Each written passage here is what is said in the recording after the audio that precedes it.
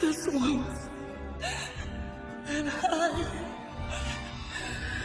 want to subscribe. Card D Kaizoku.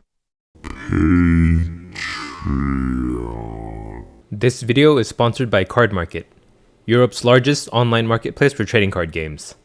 This video is sponsored by Sleeve Chief.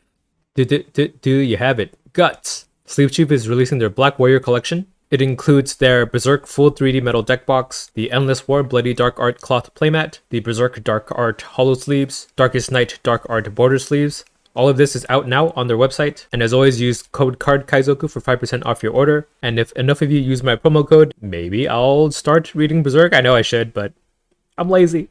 Well, it's shaping up to be that it looks like black will remain as a top color of the format in OP08 for yet another set. This also means that for the fourth set in a row since OP06, that black has dominated the meta. So what does OP06 and every meta black deck at the moment have in common? Well, yeah, that's right, this is an 8-cost Gecko Moria video, and no, this isn't a joke video like the ones I make about 10-cost Big Mom. We will seriously be discussing this card, and then we'll go over some ideas on how to fix it. So why is Gecko Moria so strong? Well, let's just go over the card itself. So Gecko Moria is an 8-cost character with 9k power.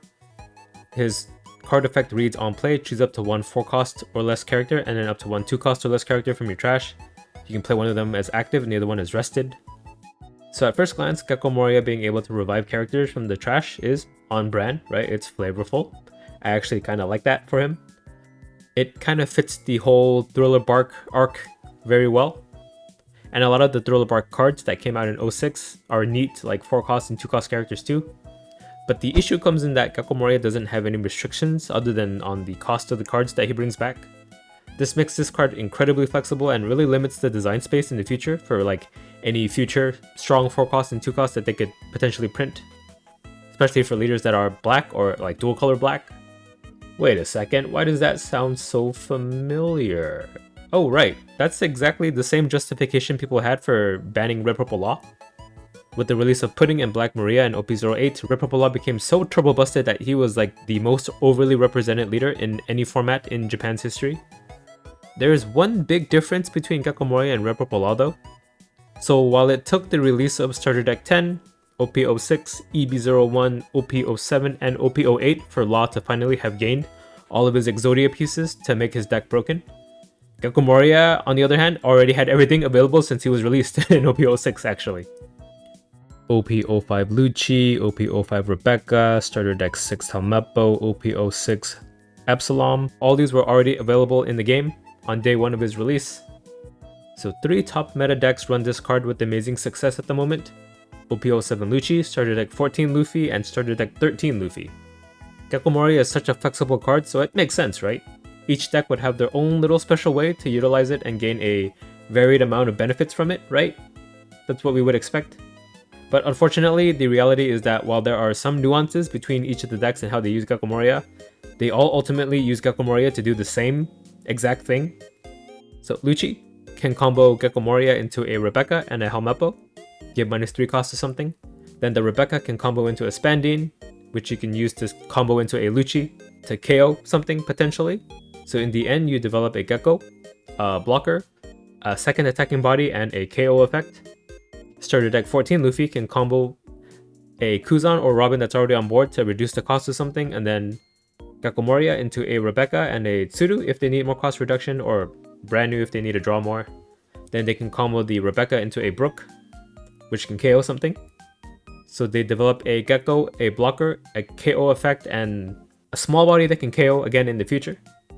Starter Deck 13 Luffy, the dual color black-yellow leader, can combo Gecko Moria into a 2-cost Saburo or Luffy that's already in your discard into your Luffy leader's ability to add an OP04 Sabo and an OP07 Luffy into life, then popping both 2 costs to buff leader to 9k during your opponent's turn while also cheating out the Sabo and Luffy from life.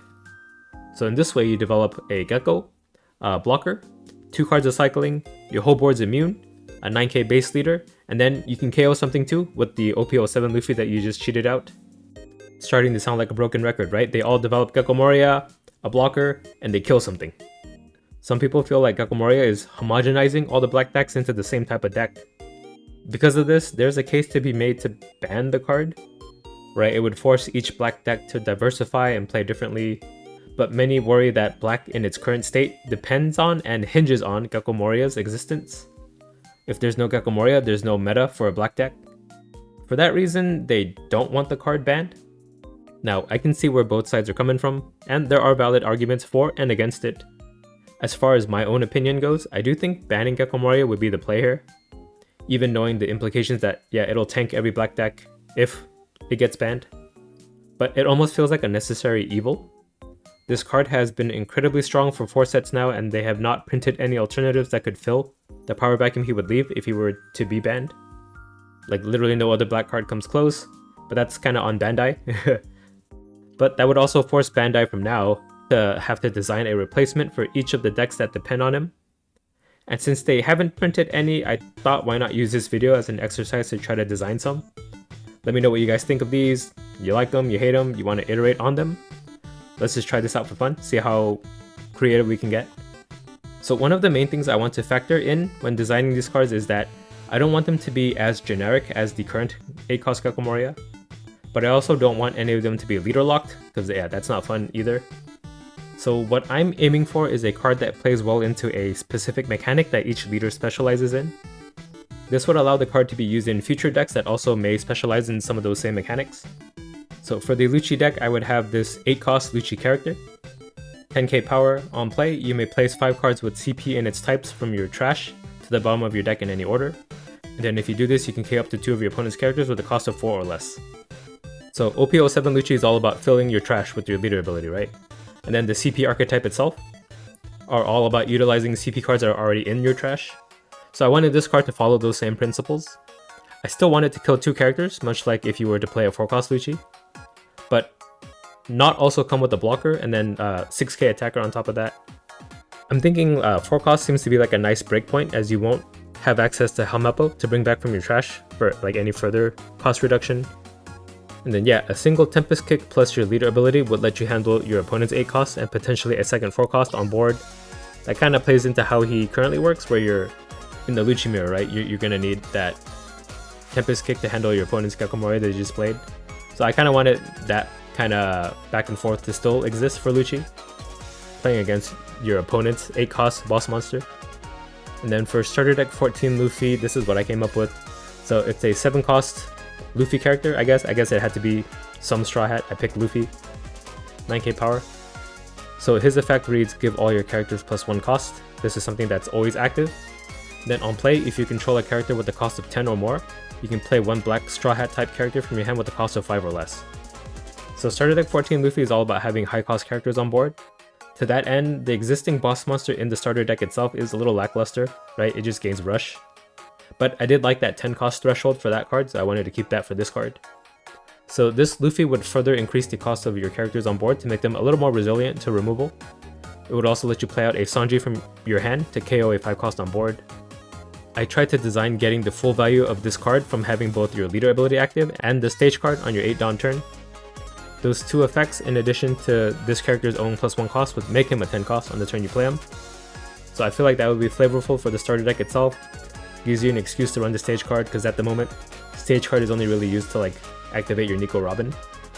And would make this a little bit less dependent on having a Kuzan or Nico Robin already on board. Then for starter deck 13 Black Yellow Luffy, I picked Shanks as a character because, you know, why not have someone who's not Luffy, Sabo, or Ace. So 8 cost Shanks, 9k power. On play, look at the top 5 cards of your deck and reveal it to 1 Sabo, Ace, or Luffy card, then put it into your hand. So this is either the 2 cost or 5 cost, whichever one you need. Then place the rest on the bottom of your deck in any order. Then play 1 Sabo, Ace, or Luffy character with a cost of 2 from your hand. Then attach 2 rested Dawn to your leader. So for starter deck 13 Luffy, I still wanted his boss monster to be a way to cheat out a 2 cost brother to utilize with the Luffy's leader ability. I think pulling from discard is too broken of an ability though, as it means you could potentially use each of the 2 costs like 8 times total. So I wanted it to be a search from your deck. I wanted it to work like the Om Holy combo, so that you can still play a 2 cost brother from your hand if you happen to whiff the search. It's just like a nice addition on top of that. Since it is only 1 2 cost brother, I wanted to let Luffy be able to have Dawn to use leader ability for a little bit of survivability. Right, you can even do this on your 8 Dawn turn, you don't have to wait until you're at 10, unlike with Gecko Moria. but because you only have access to one brother, doing it this way, you're only a 7k base. But this also means that at 10 Dawn, you can still make yourself a 9k base leader if you hardcast another 2-cost brother from your hand. So it preserves kind of like his current playstyle, the way he is right now with Gecko Moria. But it also forces you to be more mindful about your hand instead of relying on cards in your trash. You want to set it up so that you have the 2-cost in your hand to do what you want to do and not just like mill it with the Sabo earlier on and then just play black from your trash, or even counter with these 2-cost brothers. You kind of have to consciously keep them in your hand because you want to use them later. And then while we're at it, for OP06 Gecko Moria and even OP06 Perona, in this case, just leader lock the existing 8-cost Gecko Moria. I know I said leader locking is no fun, but they've already got like a lot of 8-cost Gecko Moria synergy built into their Thriller Bark support, especially with Perona getting more in OP09 as well. So I feel like that would make the most sense here. It'd be the easiest thing to do. Or even like lock it to Thriller Bark characters, but then they would need like a 2-cost character that had cost reduction to make that work, which there aren't any currently. Well, not any substantial ones at least. I think there's like one guy that gives like -1 cost or something, which is not going to be useful for this kind of deck. So yeah, those are what I could come up with. So what do you think? Let me know in the comments below. Again, whether you like it, or if you dislike it, or if you just want to iterate on what I came up with and maybe like improve it, that's cool too. Or even your own ideas, or I'm down to read some of those. And yeah, if any of these become a reality in the future, I guess that's another strike in the book of Nostra de Amis. But yeah, if you like this kind of video, let me know. I know it's more like theoretical than my usual videos are. Like, comment, subscribe if you're not already subscribed, and then yeah, thanks for watching, bye.